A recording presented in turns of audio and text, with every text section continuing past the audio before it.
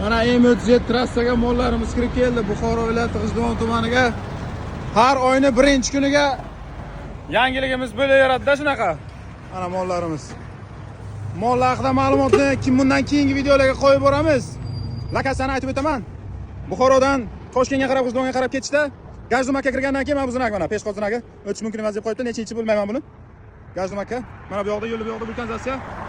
Kirib kelaverasizlar. Yangi partiya mollarimiz keldi, xudo xolasa. Mana Rossiyadan 1-aprelga olmish bo'sh mollarimiz kirib keldi. Sizlarga mashina ustiga chiqib bir ko'rsatayin. Kayf qilinglar.